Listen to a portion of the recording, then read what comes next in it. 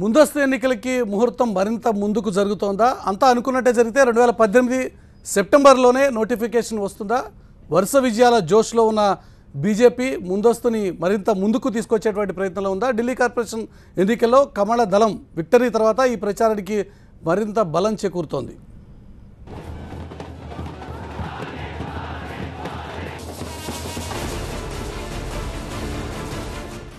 దేశంలో ముందస్తు ఎన్నికల మూడ్ బాగా క్రియేట్ అవుతోంది. ఎన్నడూ లేనిది ఈసారి 2 ఏళ్ల ముందే ఎన్నికల వాతావరణం మొదలైపోయింది. బీజేపీ వరుస విజయాలే ఇందుకు ప్రధాన కారణంగా కనిపిస్తున్నాయి.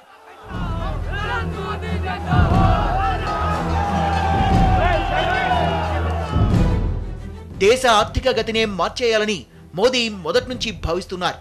అందుకే ప్లానింగ్ కమిషన్ స్థానంలో నీతి ఆయోగ్ తీసుకొచ్చారు. బడ్జెట్ తీరుతెన్నుల్లో మార్పులు తెచ్చారు.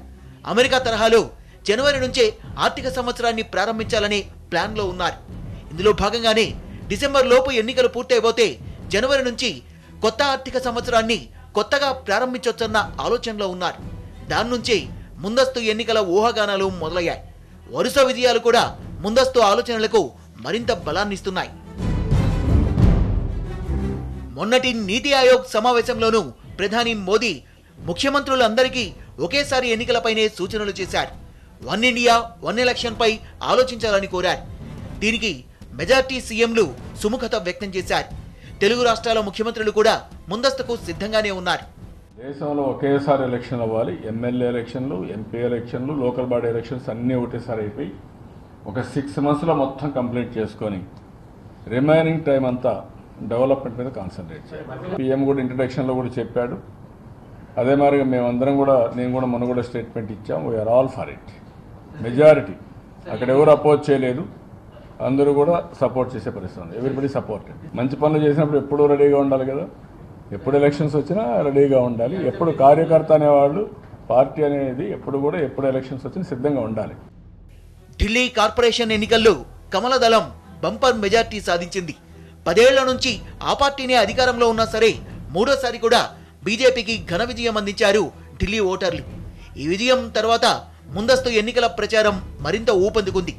ముందస్తు ఎన్నికల తేదీల్ని ఈ విజయం మరింత ముందుకు తీసుకెళ్లబోతోందన్న ప్రచారం ఇప్పుడు నడుస్తోంది. ముందస్తు ఎన్నికలపై ప్రచారం ఈ మధ్య మొదలైంది. 5 రాష్ట్రాల ఎన్నికల్లో బీజేపీ విజయం, కీలకమైన యూపీలో బంపర్ మెజార్టీ మోదీలో ముందస్తు ఆలోచనలకు కారణమైంది. ఉత్తరప్రదేశ్లో ఎస్పీ, కాంగ్రెస్, బీఎస్పీ వంటి బలమైన పార్టీలున్నా ముస్లింలకు ఒక్క సీట్ ఇవ్వకపోయినా కమల దళానికి పట్టం కట్టారు ప్రజలు. దీంతో దేశవ్యాప్తంగా బీజేపీకి పెద్ద ఎత్తున పాజిటివ్ సంకేతాలున్నాయన్న అంచనాలో ఉన్నారు కేంద్రంలోని పెద్దలు. గల్లీ నుంచి ఢిల్లీ వరకు దేశం మోడీ వెంట నడవాలనుకుంటుందని వరుసగా వస్తున్న ఎన్నికల ఫలితాలు తెలియజేస్తున్నాయి. ఇప్పుడు దేశ రాజధాని ఢిల్లీ ప్రజలు ఇచ్చిన తీర్పు దాన్ని మరింత పరిపుష్టి చేస్తూ ఉంది.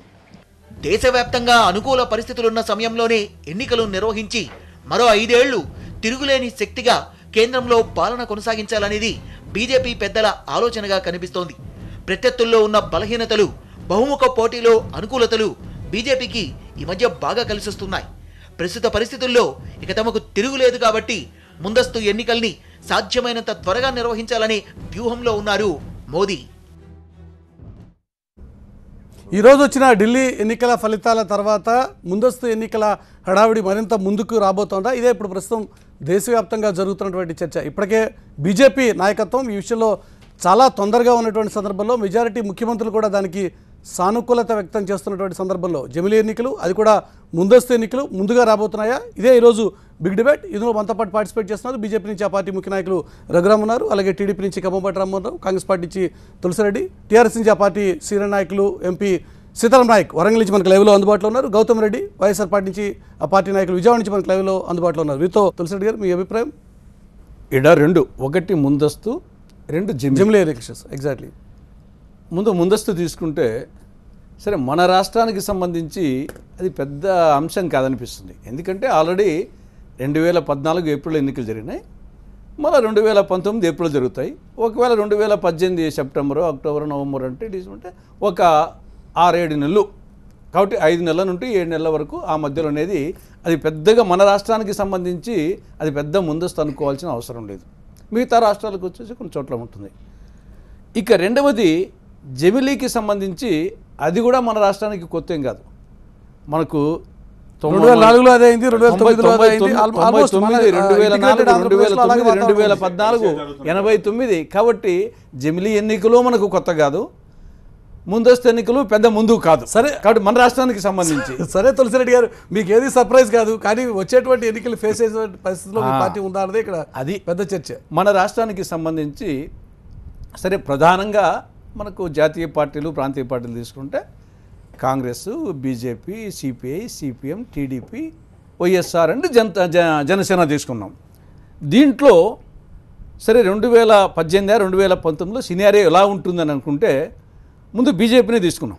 బీజేపీకి సంబంధించి ఆంధ్రప్రదేశ్కి సంబంధించి 1999లో తప్ప దానికి ఎప్పుడు కూడా పెద్దగా ఓట్లు కానీ సీట్లు కానీ వచ్చిన నేపథ్యం లేదు. ఒక 99లో 98 కాదు 99 మెయిన్గా 8 లక్షలు దానికి కార్గిల్ యుద్ధం మెయిన్గా కార్గిల్ యుద్ధము వాజ్పేయి గారు ఒక్క ఓటుతో అనే సింపతితో 99లో మెయిన్గా వచ్చేసి ఎక్కువ సీట్లు వచ్చింది. అంటే ఉన్నంతలో కాబట్టి పెద్దగా రాష్ట్రంలో పెద్దగా ప్రభావితం ఉన్నటువంటి పార్టీ కాదు. ఇప్పుడు ప్రస్తుత పరిస్థితుల్లో కాంగ్రెస్ పార్టీ ఇప్పటికే పాత చెత్తగా పట్టుకుని వేలాడదలుచుకుందా? ఇప్పుడు మారిన పరిస్థితుల్ని అర్థం చేసుకుని ఆ వేగాన్ని తట్టుకునేటువంటి పరిస్థితిలో కాంగ్రెస్ పార్టీ మన పంజాబ్లో చితకబాదలే బీజేపీ అకాల కాంబినేషన్ ఏమి ఎప్పుడో జరిగింది. ఈవెన్ వచ్చేసి గోవాలో, మణిపూర్లో కూడా వాళ్ళకి అధికారం వచ్చి ఉండొచ్చేమో కానీ ఆ సినారియోని అర్థం చేసుకోగలుగుతున్నారా? మణిపూర్లో కానీ గోవాలో కానీ మెజారిటీ రాకపోయినా ప్రభుత్వాలు ఏర్పాటు చేసింది బీజేపీ నాయకత్వం. అధికార పార్టీ, కేంద్రం అధికారం ఉన్న పార్టీ కూడా అడ్వాంటేజ్ ఉంటుంది.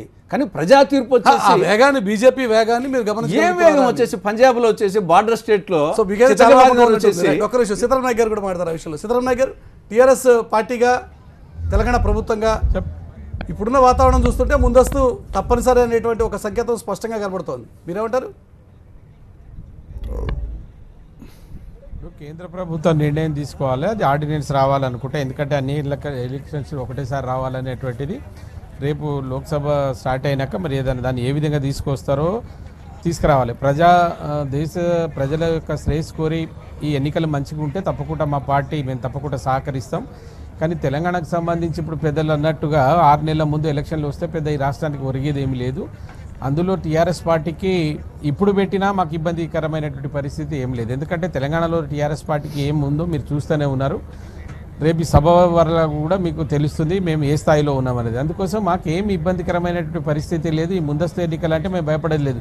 తెలంగాణ రాష్ట్ర సమితికి సంబంధించి ఎన్నికలు అంటే అసలు భయమే ఉండదు. ఎన్నోసార్లు మీకు తెలుసు, రాజీనామాలు చేసి మధ్యంతర ఎన్నికలకు పోయినటువంటి చరిత్ర, ఉప ఎన్నికలకు పోయినటువంటి చరిత్ర ఇక్కడ తెలంగాణ రాష్ట్రంలో ఉంది, తెలంగాణ రాష్ట్ర సమితి పార్టీకి ఉంది. సో ఇక్కడ చూస్తే ఇప్పుడు ఎవరు ఏం మాట్లాడినా, ఎవరు ఏం చేసినా మాకైతే ఎవరు పోటీ కనిపించేటువంటి పరిస్థితి లేదు. అందుకోసం ముందస్తు ఎన్నికలు వస్తే మేము భయపడేది లేదు. ఒకటి, మాకేం కొత్త కాదు. రెండవది, ఈ దేశ శ్రేయస్సు కొరకు అన్నీ ఇటు ఎమ్మెల్యే ఎంపీ ఎలక్షన్లు ఒకటేసారి రావాలి, ఖర్చు తగ్గాలి, ఒక సిస్టమ్ ఉండాలంటే దాన్ని నేను కూడా స్వాగతిస్తాను. దానిలో ఏం ఇది లేదు.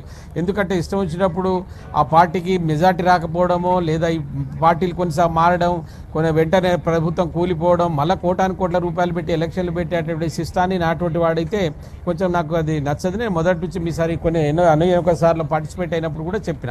కనుక ఒక సిస్టమ్ ఈ దేశంలో వస్తే మంచిది. ఎందుకంటే ఏదైనా కానివ్వండి, రెండు ఎన్నికలు ఒకటేసారి కావాలి, ఖర్చు తగ్గుతుంది, ఒక పద్ధతి ప్రకారంగా ఎలక్షన్లు పోతే మంచిదే. అది దాన్ని నేను స్వాగతిస్తా.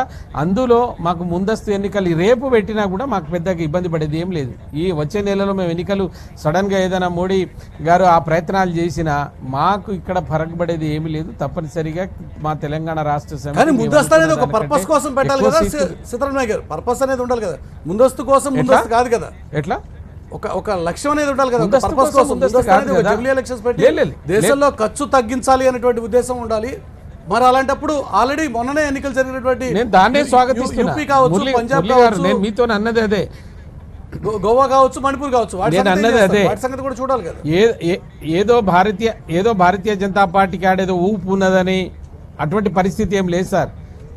యూపీలో వచ్చినటువంటి ఎలక్షన్లు ఏ పరిస్థితిలో వాళ్ళకు వచ్చిందో చూసాం. ఇవాళ ఢిల్లీలో కూడా ప్రజల విశ్వాసాన్ని పొందలేకపోయింది యాప్కు. అన్ని రాష్ట్రాలు ఒకటి, ఢిల్లీలో ఎన్డీఏ ప్రభుత్వం ఉంటే అక్కడ సాలిడ్ 2 సీట్లు ఇవ్వకుండా సీట్లు ఇచ్చారు. కానీ ఆ ప్రజల విశ్వాసాన్ని వాళ్ళు పొందలేకపోయారు. అటువంటిప్పుడు ఇప్పుడు ఏ పార్టీ కావచ్చు దేశంలో ఏదో మా వల్ల గెలిచినాం అనేటువంటిది మాత్రం లేదు. అక్కడ ఏదో ఒక పొరపాటు ఉంది, ఉన్నటువంటి పార్టీలు పొరపాటు చేస్తూ ఉన్నాయి, యాంటీ ఇంకంబెన్సీ ఉన్నది కనుక వస్తున్నాయి. దాన్నే ఒకవేళ మోడీ గారు హుక్కార్ కుక్ నాకు ఇక్కడ సపోర్ట్ ఉంది కేంద్ర ప్రభుత్వంలో, నేను ఏమైనా చేయగలుగుతానని ఇప్పుడు నిన్న మొన్న జరిగినటువంటి వాటిని కూడా అటువంటి పొరపాటు చేస్తే వాళ్ళే దెబ్బతింటారు. నేను అనేది ఏంటంటే దేశ శ్రేయస్సు కోరి, దేశ ప్రజల శ్రేయస్సు కోరి ఖర్చు తగ్గించడానికి ఎలక్షన్లు ఒకటేసారి పెట్టాలి. అంటే ఒక 2 అంచెలలో పెట్టండి, ఇవాళ పెట్టండి, రేపు పెట్టండి. ఈ 2 ఇవాళ ఉన్నటువంటి వాటిని ఇప్పుడు ముందస్తు పెట్టండి, రేపు వచ్చే వాటిని మళ్ళీ కలిపి పెట్టండి. అట్లా రెండింటిని బీజేపీ ఓవర్ కాన్ఫిడెన్స్ వెళ్తే మాత్రం వారికే ఇబ్బంది అవుతుంది మీరు చెప్తున్నమాట. రఘురామ్ గారు రియాక్ట్ అవుతారు. లేదు, అట్లా ఓవర్ కాన్ఫిడెన్స్ కు పోతే ఈ కోట్ల రూపాయలు ఆ పార్టీ పెట్టుకుంటుందా? నిన్న జరిగినటువంటి ఎలక్షన్ తీసుకొస్తే ముందస్తు పెడతారంటే ఆ పార్టీ స్వయంగా ఏమైనా భరిస్తుందా? సార్, ఇది ఒక ప్రధానమంత్రి గారి ఆలోచన. ఎందుకంటే ఇప్పుడు 5 రాష్ట్రాల ఎలక్షన్ జరిగిన వెంటనే ఒక 15 రోజులకి మళ్ళీ బై ఎలక్షన్స్ వచ్చాయి. 5 వెంటనే మళ్ళీ ఢిల్లీ మున్సిపల్ ఎలక్షన్స్ వచ్చాయి.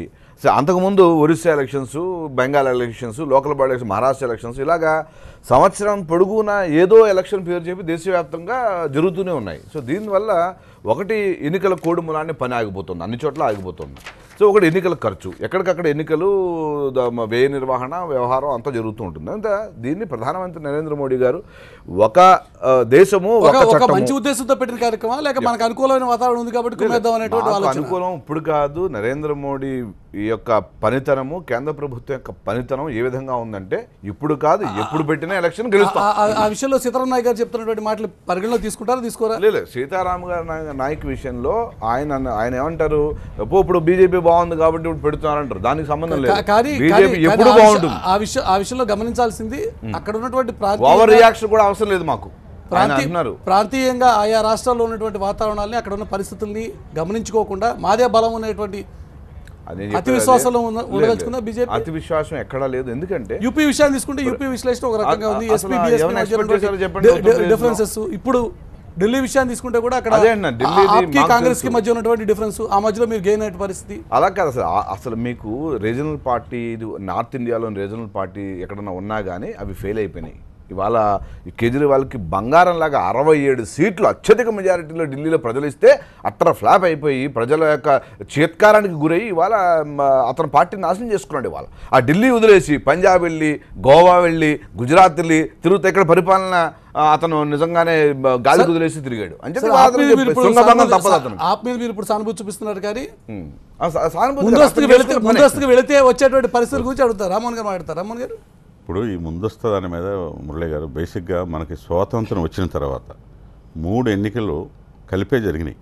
67 వరకు కూడా దేశంలో అసెంబ్లీలకి, పార్లమెంట్కి కలిసే జరిగాయి.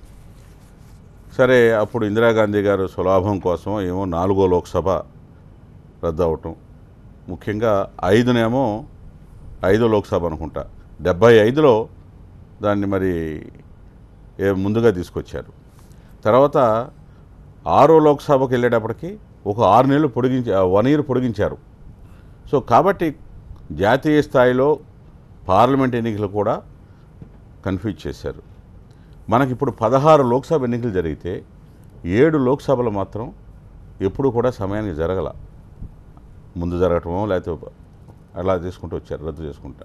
ఒక ఓటు కింద మీరు చెప్పారు, వాజ్పేయి గారు ఒక ఓటు ఆ రోజు లేకపోవటం వల్ల మళ్ళీ ఎన్నికలకు వెళ్ళడం జరిగింది. సో కాబట్టి జాతీయ స్థాయిలో మనం తీసుకున్నా, రాష్ట్రంలో తీసుకున్నా ఒకేసారి జరిగితే మంచిదే. కానీ సాధ్యమైన ప్రజాస్వామ్య దేశంలో, మన రాష్ట్రంలో పార్లమెంట్లో చర్చించిన తర్వాత అన్ని పార్టీలు, దేశంలో మొత్తం 6 జాతీయ పార్టీలు ఉన్నాయి, దాదాపు 80 ప్రాంతీయ పార్టీలు ఉన్నాయి, 800 రిజిస్టర్ అయినవి ఉన్నాయి. సో అన్ని పార్టీలు అన్ని శాఖలు అందరితో చర్చించిన తర్వాత దీనికి సాధ్యాసాధ్యాలకు వెళ్తారు. అయితే ఏంటంటే ఏ విధంగా ఉండబోతుంది, ఇందాక రఘు గారు చెప్పిన, మన నాయక్ గారు చెప్పినట్టుగా ఓవర్ కాన్ఫిడెన్స్తో కాకుండా జమిలీ కోసం ముందు తీసుకొచ్చే ఎన్నికలు, దానికి ఏ విధంగా ఉండాలి. ఇప్పుడు మీరు ఇందాక అన్నారు 6 రాష్ట్రాలు మొన్నాయని, అదేవిధంగా 13 రాష్ట్రాలు రేపు ఉంటున్నాయి, అంటే రాబోతున్నాయి. సో 17, 18 అంటే 17లో జరిగేదానికి 18లో 6 నెలల తర్వాత జరిగే కూడా ఎలక్షన్ కలిపి దీని ప్రకారం కలిపేసి కొన్ని రాష్ట్రాలు అవజేస్తే నెక్స్ట్ టైం వచ్చినప్పుడు ఇంకొన్ని అవటానికి అవకాశం ఉంటుంది అనేది ఒక థియరీ పనిచేస్తూ ఉంది. ఈ యొక్క నీతి ఆయోగ్ ఏదైతే ప్లానింగ్ కమిషన్ స్థానంలో నీతి ఆయోగ్ వచ్చిందో, నీతి ఆయోగ్ ఒక 56 పేజీలు ఒక రికమెండేషన్ ఇచ్చింది.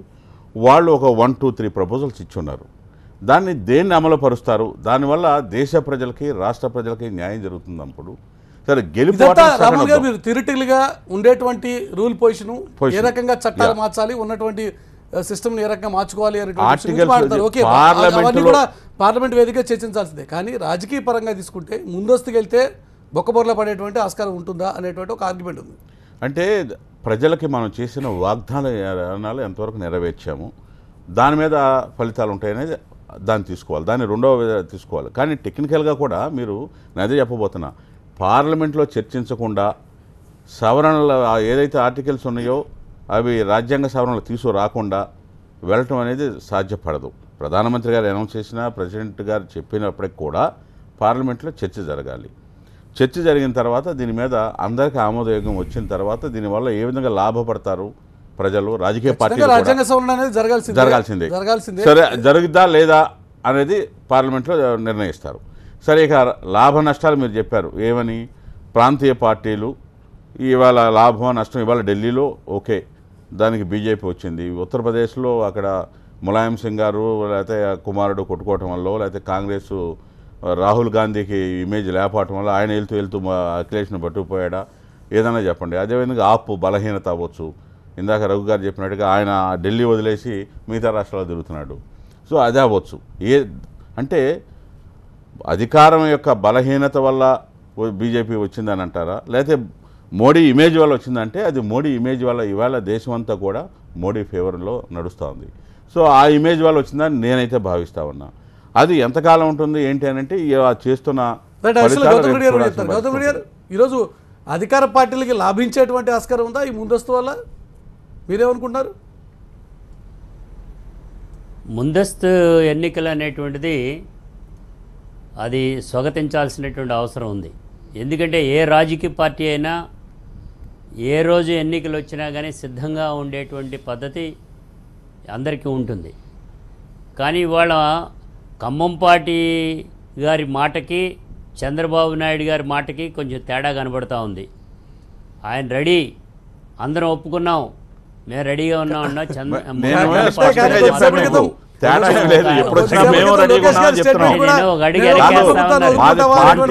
ఒకటే లైన్ ఉంటది, ఒకటే ఇది ఉంటది గౌతమ్ గారు. నేనే కాదంట్లా, కానీ వెనక్కి ఒక అడుగు వెనక్కి వేసి మాట్లాడుతూ ఉన్నారేది మాకు అర్థం కాలేదు. ఎందుకని మురళి గారు చెప్పినట్టుగా బొక్కబార్లా పడవద్దని నేను చెప్తున్నాను, పడవని. అంటే గత ఎక్స్పీరియన్స్ దృష్టిలో పెట్టుకుని మాట్లాడుతున్నారు. మేము కూడా మా పార్టీ నుంచి కూడా మేము చెప్పేది కూడా ఏంటంటే, ఈ డెమోక్రటిక్ సిస్టంలో చట్టసభలు ఏవైతే ఉన్నాయో అసెంబ్లీ పార్లమెంట్ అనేటువంటి దాన్ని అన్నిటికీ కలిపికట్టుగా ఒకే రోజున ఎన్నికలు జరపడం అనేటువంటిది బాగుంటుంది. దానికి తోడు స్థానిక సంస్థలు అంటే థర్డ్ టైర్ గవర్నమెంట్ అనేటువంటిది మన రాజ్యాంగంలో పొందుపరచబడినటువంటి స్థానిక సంస్థల ఎన్నికలు కూడా దీంతో పాటు తీసుకొస్తాం అనేటువంటి చెప్పడం జరుగుతుంది. కానీ అది ఇటువంటి పరిస్థితుల్లో కాదు. 5 సంవత్సరాల మధ్యలో ఒకసారి కనుక ఇటువంటి కనుక వస్తే అది ఒక రెఫరెండం లాగా, లేదంటే అధికార పార్టీల్లో వాళ్ళకి ఒక కనువిప్పు లాగా, ఎవరు అధికారంలోకి వచ్చినా అది ఒక కనువిప్పు లాగా కూడా. నారాయణ గారు ఇచ్చినటువంటి స్టేట్మెంట్ ఆధారంగా గౌతమ్ రెడ్డి గారు మీరు మాట్లాడుతున్నట్టున్నారు. నారాయణ గారు మన మున్సిపల్ ఎన్నికలు ఎప్పుడు పెడతారు అని అడిగితే జనరల్ ఎలక్షన్స్ కూడా వస్తున్నాయి, ముందస్తు ఎన్నికలు వస్తున్నాయి కాబట్టి ఇప్పుడే పెట్టమని చెప్పిన మాటల ఆధారంగా మీరు మాట్లాడుతున్నట్టున్నారు. అదొక సెపరేట్ ఇష్యూ మున్సిపల్ ఎలక్షన్స్ అనేది. అంటే ఓవరాల్ ఎన్నికలు అనేటువంటిది ఒకటి వచ్చిందండి ఇందులో. ఓకే. రెండోది 2018కే దేశం మొత్తంగా ఎన్నికలు జరుగుతాయి అనేటువంటి కూడా నేను అనుకోవట్లా. 18కి తీసుకొచ్చిన తర్వాత దీన్ని 22కి మార్చి 22ని అన్ని రాష్ట్రాలు కలిపి దేశవ్యాప్తంగా పెడతారు అనేటువంటిది నాకున్న ఆలోచన, నాకున్న అంచనా. ఎందుకంటే మొన్న జరిగినటువంటి ఎన్నికలు ఉన్నాయి, ఉన్నటువంటి రూల్ పొజిషన్స్, ప్రస్తుతం ఉన్నటువంటి రాజ్యాంగము, ఎన్నికల నియమావళి, వీటన్ని కూడా మళ్ళీ మనం సవరించుకోవాలి కదా. అదొక సెపరేట్ ఇష్యూ. పొలిటికల్ గా ఎవరికి ఎంత లాభం జరుగుతుంది అన్నది ఒక చర్చ. మీరేమనుకుంటారు? ఈ ముందస్తు వల్ల అధికారంలో ఉన్నటువంటి 3 పార్టీలకి, అటు కేంద్రంలో ఉన్న పార్టీకి, ఇటు తెలంగాణ రాష్ట్రంలో ఉన్న పార్టీకి, ఇటు ఆంధ్రప్రదేశ్లో ఉన్నటువంటి పార్టీకి ముగ్గురికి లాభం జరిగేటువంటి ఆస్కారం ముందస్తు ఎన్నికలు జరగటం వలన ఎటువంటి పరిస్థితుల్లో వైఎస్ఆర్ పార్టీకి లాభమే ఉంటుంది. ఇవాళ ప్రజానీకం పడుతున్నటువంటి ఇబ్బంది వలన ఇది తిరుగుబాటు ప్రజల నుంచి వచ్చేటువంటి పద్ధతి, అది వైసీపీకి అనుకూలంగా మారేటువంటి పద్ధతి ఉన్నది కాబట్టే మేము దాన్ని కూడా ఒప్పుకున్నాం. కానీ దానివల్ల మాత్రమే ఇది రావాలి అనేటువంటి సిస్టమ్గా వచ్చేపాటికి దేశవ్యాప్తంగా ఎన్నికలు ఒకేసారి పెట్టడం అనేటువంటి వైఎస్ఆర్ పార్టీ యొక్క అభిమతం. దానితో ఇవాళ ఉన్నటువంటి ఈ సిచ్యుయేషన్లో తెలుగుదేశం పార్టీ ఫెయిల్ అయింది వారు చెప్పిన వాగ్దానాలు, కాబట్టి మాకు అది క్యాష్ అవుద్ది అనేటువంటిది కూడా మాకు ఆలోచన. గౌతమ్ గారు ఒక్కడే మీరు గుర్తుపెట్టుకోవాలా, దేశం మొత్తం అభివృద్ధికి పట్టం కడతా ఉన్నారు, అభివృద్ధి వైపు చూస్తున్నారు. అభివృద్ధి అంటే నరేంద్ర మోడీ గారు, అదేవిధంగా ఎన్డీఏ ప్రభుత్వం, అదేవిధంగా ఆంధ్రప్రదేశ్లో కూడా చంద్రబాబు నాయుడు గారు అభివృద్ధి ఆ దిశగా వెళ్తూ ఉన్నారు. అది మీరు గమనించాలా. ప్రజలు ఆ విధంగా ఆలోచన చేస్తూ ఉన్నారు. కాబట్టి రేపు పెట్టినా తెలుగుదేశమే వస్తుంది, ఎల్లుండి పెట్టినా వస్తుంది, లేదా 19లో పెట్టిన తెలుగుదేశమే, 22లో పెట్టినా కూడా తెలుగుదేశమే వస్తుంది. గౌతమ్ రెడ్డి గారు అసలు గంటాపదంగా చెప్పలేకపోతున్నారు. దమ్ముగా మేము వస్తాము అని మీరు విశ్వాసం ఎందుకు లేదు అంటే అక్కడే మీరు యాక్సెప్ట్ చేసేసారు మీరు డిఫీట్ ని. You just say if you వస్తాము అంటే చెప్పాలి. yes మాకు లాభం వస్తాము అని దానిలో ఏ డౌట్ లేదు. కానీ ఏదైతే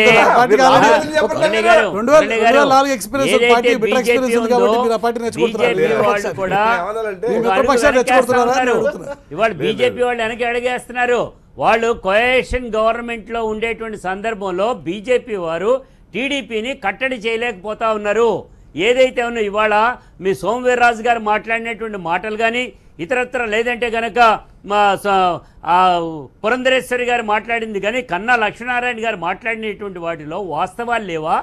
ఆ వాస్తవాలన్నింటినీ కూడా వారు బయట పెట్టలేదా? ఫెయిల్యూర్స్ అనేటువంటిది అప్పుడు మీరేమన్నారు?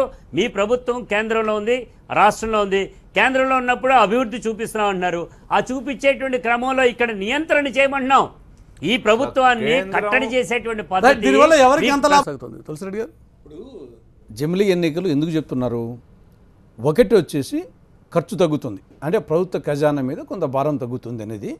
రెండవది ఈ మోడల్ కోడ్ ఆఫ్ కాండక్ట్ వలన కొంత అభివృద్ధి సంక్షేమ కార్యక్రమాలు కొన్నాళ్ళు నిలిచిపోతున్నాయి. ఈ 2 కారణాలు చెప్పేది, ఇంకా ఎవరు చెప్పినా 2 కారణాలే. దీంట్లో నాకు తెలిసి ఖర్చుకు సంబంధించి మన 2014లో 3,500 కోట్ల రూపాయలు, అంటే 20 లక్షల కోట్ల రూపాయల బడ్జెట్లో 3,500 కోట్ల రూపాయలు వచ్చేసి ఇది 0.7%. పోనీ అదంతా వచ్చేసి అలాగే సర్క్యులేట్ అయ్యేదే, ప్రజల్లో సర్క్యులేట్ అయ్యేదే. ఒక డబ్బు ఉంటే ఇంకో దగ్గరికి పోతుంది అంతే. ఇది పోలీసు వాళ్ళకు వాళ్ళకి ప్రభుత్వం పెట్టేటువంటి ఖర్చు గురించి మాట్లాడుతున్నారు మీరు. పార్టీలు పెట్టే ఖర్చు వచ్చేసి అన్అకౌంటెడ్ మనీ, అది ఎవరి దగ్గరికి పోతుంది? అది కోటీశ్వర్ నుండి సామాన్యులకు పోతుంది. కాబట్టి ఆఖరికి సర్క్యులేట్ అయింది దేశంలో. అది ఏదో పెద్దగా చెప్తున్నారు, అది రీజన్ కాదు అంటున్నాను. రెండవది మోడల్ కోడ్ ఆఫ్ కాండక్ట్ తగ్గించు, ఎన్నికల డ్యూరేషన్ పీరియడ్ను తగ్గించేసేయి. తర్వాత నోటిఫికేషన్ రోజు నుంచే పెట్టు. ఇక్కడ షెడ్యూల్ పెట్టించాలని ఉంటే పెడుతున్నారు కాబట్టి దాని పెద్ద ఒక 10 రోజులు తగ్గించవచ్చు. ఇక్కడ మూడవది, ఇది అన్నిసార్లు జమిని ఎన్నికలు ఆచరణ సాధ్యం కాదు, అంతే కదా. కొన్నిసార్లు ఇప్పుడు మనం చెప్పాం మన రాష్ట్రంలో కొన్నిసార్లు అన్ని. సపోజ్ రేపు కేంద్రంలోనే ప్రభుత్వం పడిపోయింది అనుకోండి, రాష్ట్రాలు పడిపోతే కొన్నాళ్ళు కంటిన్యూ చేస్తాం అనుకోండి. కేంద్రంలోనే మనకు అనేక సందర్భాల్లో మనకు 99 పడిపోయింది. కేంద్రంలో ప్రభుత్వం పడిపోయినప్పుడు ఏం చేస్తావు? వచ్చేసి దానికి ఏ విధంగా నువ్వు వచ్చేసి దాన్ని కంటిన్యూ చేస్తావు? అట్నే పడిపోయినా కంటిన్యూ చేస్తావా? ఎవరు కంటిన్యూ చేయాలా? కాబట్టి ఇది అన్నిసార్లు ఆచరణ సాధ్యం కాదు. ఇంకోటి, మన రాజ్యాంగంలోనే union list, concurrent list, state list, local bodies సంబంధించి అలాగేను 11 షెడ్యూల్ 12 షెడ్యూల్ ఉన్నాయి. కాబట్టి మనకు రాజ్యాంగంలోనే కేంద్ర ప్రభుత్వం ఏం చేయాలా, రాష్ట్ర ప్రభుత్వం ఏం చేయాలా, స్థానిక ప్రభుత్వాలు ఏం చేయాలని చెప్పేసి రాజ్యాంగ ప్రతిపత్తి కలిగినట్టు మన ఫెడరల్ రాజ్యాంగంలో. కాబట్టి ఇది ఏదో అన్నీ కలిపి, ఇది డయాబెటిక్ పేషెంట్ను, బీపీ పేషెంట్ను అందరినీ కలిపేసి కాబట్టి కానీ ఇంకా నెక్స్ట్ వచ్చేసి ఇది ఏ పార్టీకి ఉపయోగం అనేది చూస్తుంటే 2004లో బీజేపీ వచ్చేసి ఇండియా ఈజ్ షైనింగ్ అని చెప్పేసి నినాదంతో వచ్చారు. ఆఖరికి బుడ్డి ఆరిపోయింది. అప్పుడు మహోన్నత నాయకుడు వాజ్పేయి గారు, ఈరోజు మోడీ ఎట్నో వాజ్పేయి గారు వచ్చేసి ఆ రోజు ఆయన ఆధ్వర్యంలో 6 ఏళ్ళు ముఖ్యమంత్రి ప్రధానమంత్రిగా ఉన్న సమయంలో ఆయన హయాంలో వచ్చేసి ఇండియా ఈ షైనింగ్ వెలిగిపోతా ఉందన్నప్పుడే బుడ్డి ఆరిపోయింది కాంగ్రెస్ పార్టీ వల్ల బుడ్డి ఆరిపోయింది. కాబట్టి మళ్ళా అదే పరిస్థితి వచ్చేసి సత్యేంద్ర వచ్చాయి.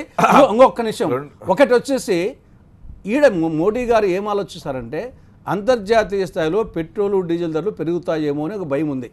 అంతర్జాతీయ సినారీ చూస్తుంటే ఈ యుద్ధాలు కొంచెం వచ్చేట్టుగా ఉన్నాయి.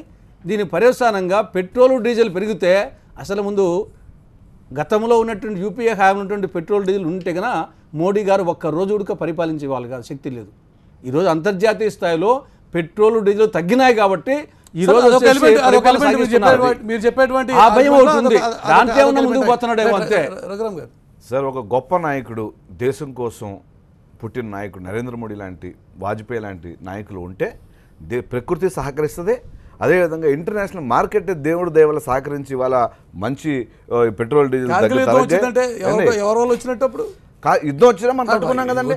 యుద్ధం వచ్చినా సరే వచ్చేటువంటి యుద్ధాలు వాజ్పేయి గారి వల్ల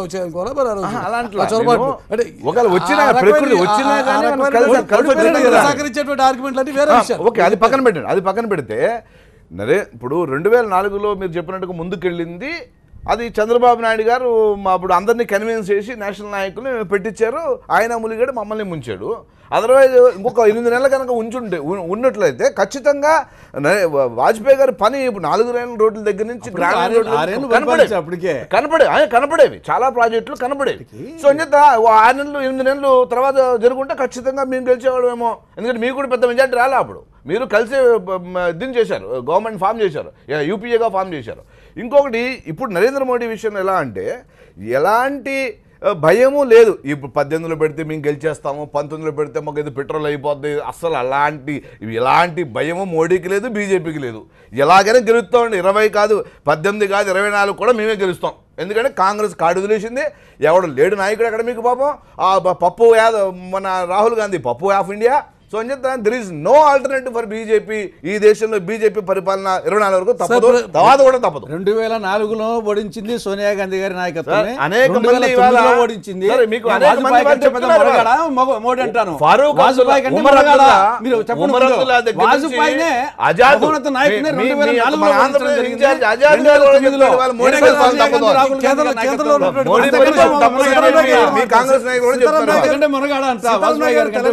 మాకేం తిరుగులేదు అంటున్నారు. కానీ బీజేపీ నాయకత్వం మీకు ఒక ప్రమాదం, బీజేపీ నాయకత్వంలో వచ్చేటువంటి ఆస్కారం ఉందా ఒకవేళ జమిలీ ఎలక్షన్స్ వస్తే?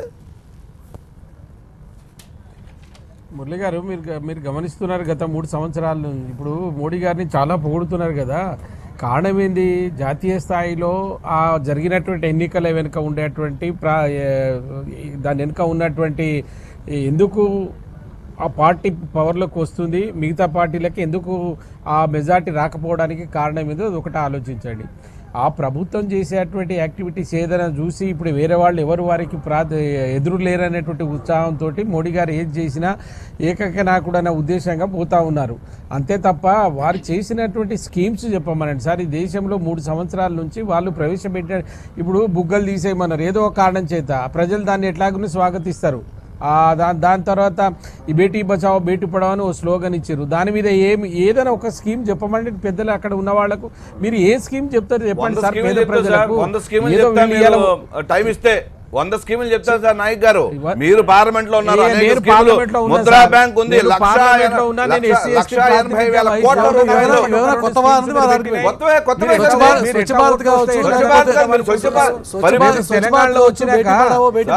కార్యక్రమాలు కావచ్చు, లేక మీరు ప్రారంభించిన ముద్రా బ్యాంకులు కావచ్చు, అది చెప్పేది మీకు. ముద్రా బ్యాంక్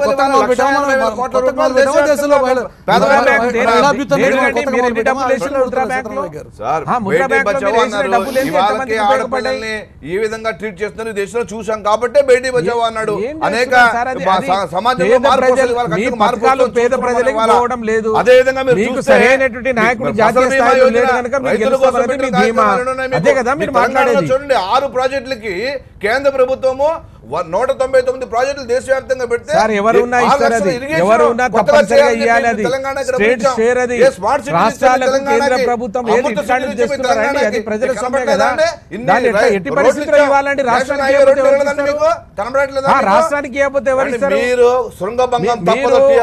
మీరు తెలంగాణలో వచ్చి ఏదో సాధిస్తాం, విజయ సాధిస్తాం కళ, అది కలగనండి. మీరు కలగనమే కానీ తెలంగాణలో మీరు మమ్మల్ని ఎదుర్కొనేది ఎక్కడ? ఆ రోజైనా లేదు బంగారు తెలంగాణ, బంగారు కుటుంబానికి వచ్చింది తప్పించి మీ కుటుంబానికి ప్రజలకు రాలా.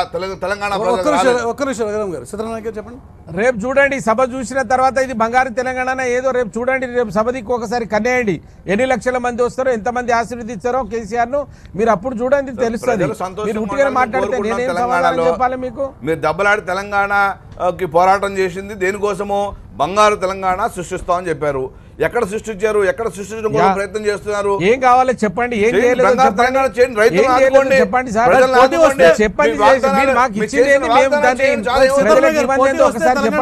బీజేపీ వైపు నుంచి వస్తుందా అనేటువంటి ఒక చర్చ ఉంది కాబట్టి ఇప్పుడు బీజేపీ నాయకత్వం కూడా కొంత దూకుడుగా పోతుందా సార్? బీజేపీ ఎంత దూకినా ఏం చేసినా ఇక్కడ గ్రామీణ ప్రాంతాల్లో వాళ్ళకు బేస్ లేదండి, కార్యకర్త లేడు. ఎక్కడి నుంచి బీజేపీ వస్తుంది? ఏ చరిత్ర సృష్టి గతంలో ఉన్నటువంటి కాంగ్రెస్ ఎక్కడైనా ఉంటే నలుగురు ఉన్నారు, కానీ వాళ్ళ దాంట్లోనే కుమ్ములాట. ఒకసారి తెలంగాణ రాజకీయ ముఖ చిత్రమును మీరు పరిశీలించండి.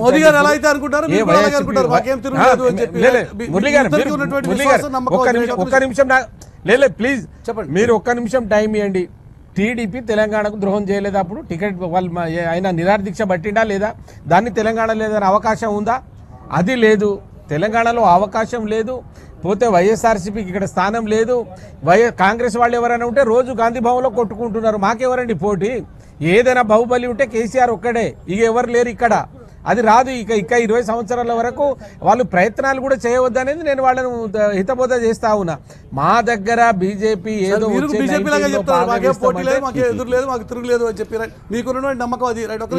ఇవాళ ఎలక్షన్లు పెట్టినా మేము గెలుస్తామండి. ఇవాళ ఎలక్షన్లు పెట్టినా 119 సీట్లు ఈజీగా గెలుస్తాం. రాజీనామా చెప్పి పోవచ్చు కదా ఎన్నికలకు, రాజీనామా చేసి పోవచ్చు కదా. రైట్. ఆ విషయంలో ఒక విషయం, ఆంధ్రప్రదేశ్ నుంచి గౌతమ్ రెడ్డి కూడా ఉన్నారు. గౌతమ్ రెడ్డి గారు మీరేమంటారు? ముందస్తు ఎవరికి లాభం? సార్ వారు మాట్లాడేటువంటి దాంట్లో, బీజేపీ వారు మాట్లాడే దాంట్లో మాత్రం అర్థం లేదు. కేంద్రంలో లేకపోతే రాష్ట్రాలకు సంబంధించినంత వరకు కూడా అరచేతిలో వైకుంఠం చూపిస్తూ ఉన్నారు బీజేపీ వాళ్ళు. ఆంధ్రప్రదేశ్కి వరగబెట్టింది ఏంటి నాకైతే అర్థం కావట్లా. ఒక గ్లాసు నీళ్లు మట్టి తీసుకొచ్చి కట్టుకోండి అనేటువంటిది చెప్పడం జరిగింది. నేను చెప్పే వినండి వినండి వినండి, విన్న తర్వాత మీకు అర్థమవుతుంది. మీరు ఈ రాష్ట్రాన్ని అధోగతి పాలు చేశారు. చంద్రబాబు నాయుడు అనేటువంటి ఆయన్ని మీ గుండె కట్టేసుకున్నారు. మీరు వినండి చెప్తా. మీరు అభివృద్ధి అభివృద్ధి అంటారు. అభివృద్ధి అనేది పేపర్ లో చూపించారా తప్ప మీరు ఏమైనా చేశారా? నేను ప్రశ్నలు అడుగుతా, ప్రశ్నలు చెప్పండి. ఈ రాష్ట్రంలో ఉండేటువంటి టీడీపీ ముఖ్యమంత్రిని మీరు గుంజ కట్టేసుకున్నారు. అభివృద్ధి అనేటువంటిది ఆమడ దూరం ఉంచారు. ఏదన్నా మీరు చేయగలిగారా? ఏదైనా విభజన చట్టంలో స్పష్టంగా చెప్పినటువంటిది 1,98,000 కోట్ల రూపాయలు మీరు ఇచ్చారా? లేదంటే అదనంగా మీరు తీసుకొచ్చారా? ఒకటనే చెప్పండి. మీరు కాదండి, మీరు వినండి మొత్తం. మీరు వింటే అర్థమవుతుంది. ఇవాళ మీరు అభివృద్ధి అనేటువంటి మంత్రంతో చెప్తా ఉన్నారు. ఇది సరైనటువంటి కాదు. ఏదో కార్పొరేషన్ ఎన్నికల్లో మీరు వచ్చేసాం కాబట్టి మొత్తం అంతా సరైనది కాదు. మీరు వినండి, మీరు వింటే మొత్తం అర్థమవుతుంది. రాష్ట్రంలో ప్రతి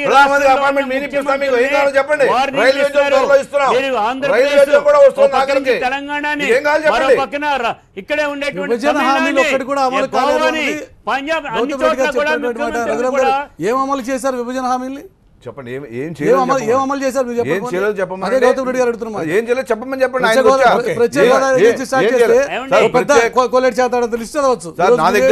నా దగ్గర లిస్టు 2 గంటలు చదువుతా. గౌతమ్ రెడ్డి గారు వినే ఓపుకుంటారు. రండి కూర్చుందాం.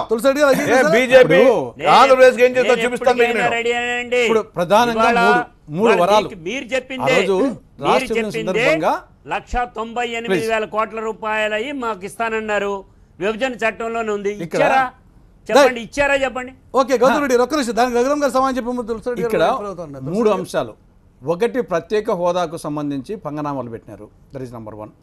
రెండవది రాయలసీమకు ఉత్తరాంధ్రకు స్పెషల్ డెవలప్మెంట్ ప్యాకేజీ కింద 24,350 కోట్లకు గాను పిల్లికి బిచ్చం వేసినట్టు 1050 కోట్లు ఇచ్చారు 3 సంవత్సరాల తర్వాత. ఇది రెండవది. మూడవది విభజన చట్టంలో 108 సెక్షన్ల కింద 5 లక్షల కోట్ల రూపాయలకు గాను 3 సంవత్సరాల తర్వాత ఇచ్చింది 10,400 కోట్లు. 5 లక్షలకు 10,400 కోట్లు. కాబట్టి ఇది విభజన చట్టం సంబంధించి.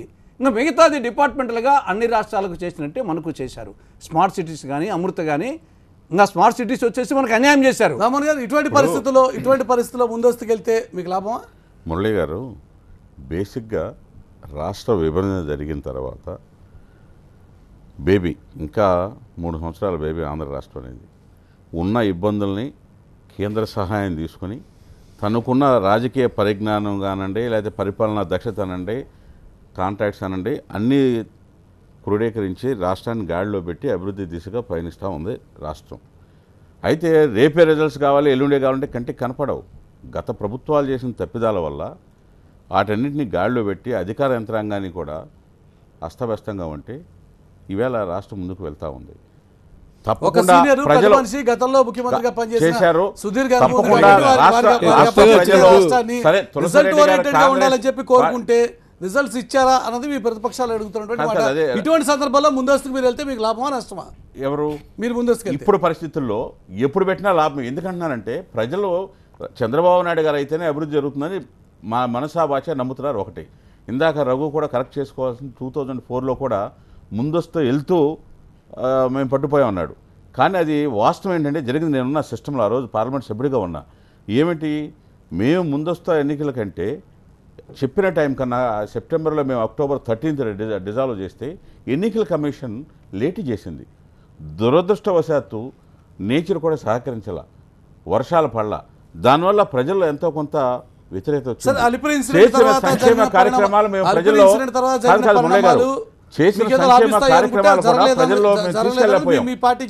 ప్రజల్లో తీసుకెళ్ళకపోయాం ఈ కారణాల చేత. అంతేగాని మేము వెళ్తూ అంటే నిజంగా కూడా మేము రమ్మనమంటే కేంద్రం అది వచ్చేది లేదు. అట్లా ఉంటే అంతకుముందు భారతీయ జనతా పార్టీ కూడా ఏమి స్థానాలు పార్లమెంట్లో ఓడిపోతే ఆంధ్రప్రదేశ్ నుంచి 1 స్థానం తెలుగుదేశం వల్ల మన హనుమకొండ నుంచి ఎలక్ట్ కావడం, నార్త్లో 1 సీటు 2 సీట్లు ఉన్నాయి.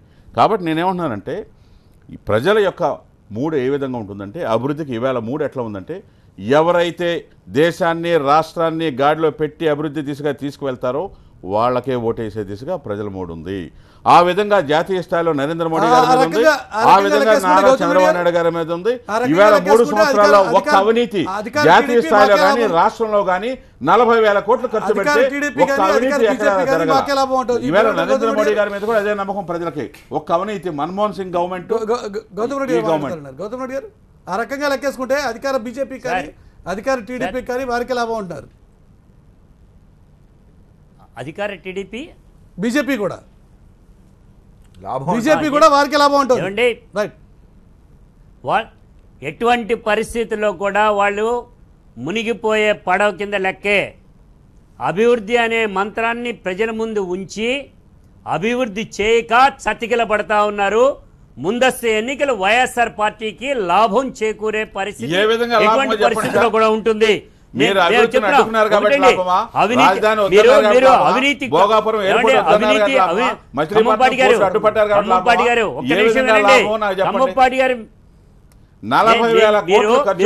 ఉద్యోగం ఇచ్చారా? నేను అడిగేది ఒకటే, ఏమండి గుక్కడి మంచినీళ్ళు ఇవ్వటానికి మీరు సిద్ధపడలా, ఉద్యోగాలు ఇవ్వలా, ఓ రైతు రుణమాఫీ జరగలా, డాక్టర్ మహిళలు అలా ఆహాకారాలు చేస్తా ఉన్నారు. యువత యావత్తు కూడా కార్మిక వర్గం ఏదైతే ఉందో ఈ రాష్ట్రంలో మీరు పర్మనెంట్ చేస్తారని చెప్పారు, చేశారా? నేను అదే అడిగేది. మీరు అసంఘటిత కార్మికులు సంఘటిత కార్మికుల్ని వాళ్ళందరినీ దరిదీస్తానన్నారు, చేశారా? చేయలేదు. అందుకే చెప్తున్నా రాష్ట్రంలో ఇది 10 failure లక్షల government ఉద్యోగాలు అనేటువంటిది. మీకు అదే చెప్పేది. గౌతమ్ వారీగా గౌతమ్ రెడ్డి మీ ఆర్గ్యుమెంట్ ఏదో మురళి తులసి రెడ్డి గారు కూడా మాట్లాడారు. మురళి గారు ఒకే ఒక్క మాట మురళి గారు చెప్పండి. మురళి గారు ఒకే ఒక్క మాట బ్యాంకులకి ఎగనామం పెట్టి వందల వేల కోట్ల రూపాయలు ఎగనామం పెట్టినటువంటి మంత్రులు సైతం బీజేపీ వాళ్ళు కూడా ఉంచుకుంటున్నారు, టీడీపీ వాళ్ళు కూడా దానిలో భాగమయ్యారు. అటువంటిప్పుడు అవినీతి పరులు లేనటువంటిది మొత్తం బీజేపీ ప్రభుత్వం టీడీపీ ప్రభుత్వం అన్నారు. మీరు ఇక్కడ మంత్రులు ఉన్నారు, రాష్ట్రంలో మంత్రులు కొట్టినళ్ళు ఉన్నారు, కేంద్రంలో మంత్రులు ఓకే గౌతమ్ రెడ్డి మీ ఆర్గ్యుమెంట్ చెప్పలేదు. ఒక్క నిమిషం అయితే తులసి రెడ్డి గారు కూడా అడుగుతారంటారు, ఇద్దరు కలిపేసామని చెప్తారు రామోహన్ గారు. ఇప్పుడు రాష్ట్రంలో టీడీపీ పట్ల ఎట్టుందంటే ప్రజల అభిప్రాయము, బాబు వస్తే కరువు వస్తుంది, కరువు పోవాలంటే బాబు దిగిపోవాలనేది ఈరోజు జనరల్గా మనం రఘురామ్ గారికి చెప్పిన మాట మీకు చెప్తున్నాను. ఈ రోజు అటువంటి నమ్మకాలతో బతికేదలుచుకుందా ఇది ప్రజల సెంటిమెంట్. బీజేపీ కావచ్చు, కాంగ్రెస్ పార్టీ ఇది ప్రజల సెంటిమెంట్ అంటే రేపు ప్రజలు ఓట్లేసేది మనం కాదు, మనం కూడా మంచి నాయకులు వస్తే మంచి నాయకులు వస్తే మంచి వాతావరణం వస్తుంది. ఇది ప్రజల సెంటిమెంట్. గతంలో 9 సంవత్సరాలు అయినప్పుడు 6 సంవత్సరాలు కరువు, ఇప్పుడు 3 సంవత్సరాలు కంటిన్యూస్ కరువు. కాబట్టి ప్రజలు వచ్చేసి మనం అనకముందే సార్ ఇది శాస్త్రీయం కాదంటే గనా లే సార్ పరిపాలకుడు ప్రజారం మంచి నాయకులు వస్తే పెట్రోల్ డీజిల్ ధరలు తగ్గుతాయంటారు రఘురామ్ గారు. ఆ రోజు మంచి నాయకులు అంటే కాంగ్రెస్ పార్టీ నాయకులు, బీజేపీ నాయకులు రాష్ట్రంలో ప్రకృతి సహకరిస్తుందని రుజువు చేసింది. ఈ రోజు కరువు అనేది ఒక ప్రధానమైన అంశం, ఎవరు చెప్పినా చెప్పకున్నా ఈ రోజు ప్రజల్లో చర్చనీయాంశము. రెండవది యూత్ లో మొన్న ఎన్నికల్లో అశాస్త్రీయమైనటువంటి అంశాల ఆధారంగా మీరు ఇది డెఫినెట్ గా అశాస్త్రీయమే, కానీ మోస్ట్ పవర్ఫుల్ సెంటిమెంట్ అంట ఇది. రెండవది వచ్చేసి వాజ్పేయి గారు ఓడిపోయినారు కదా, వాజ్పేయి గారు అచ్చేదిందని చెప్పేసి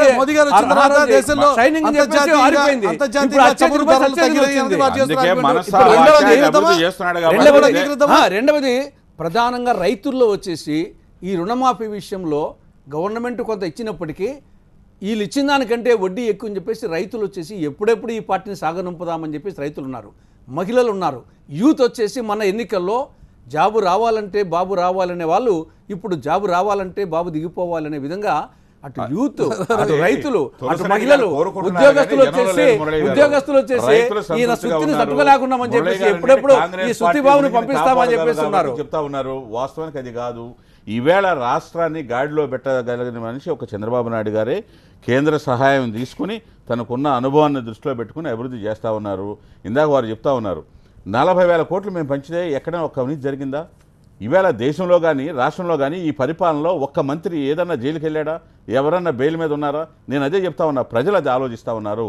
స్వచ్ఛందంగా వచ్చిన ఆదాయాన్ని మొత్తం కూడా ప్రజలు ఖర్చు పెడుతున్నారు. ఈ ప్రభుత్వం పరిపాలన బాగుంది. దేశంలో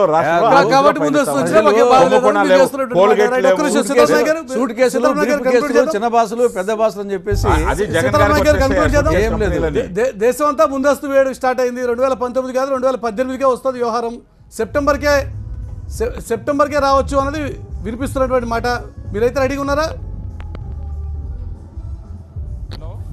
సిద్ధరామయ్య గారు 2018 సెప్టెంబర్ అనేది తాజాగా వినవస్తున్నటువంటి మాట. మీకు సభ హడావుడు ఎక్కువ ఉన్నట్టుంది అక్కడ. లేదు, ఏం లేదు, సభ ప్రశాంతంగా ఉంది, అంత రెడీగా పెట్టుకున్నాం.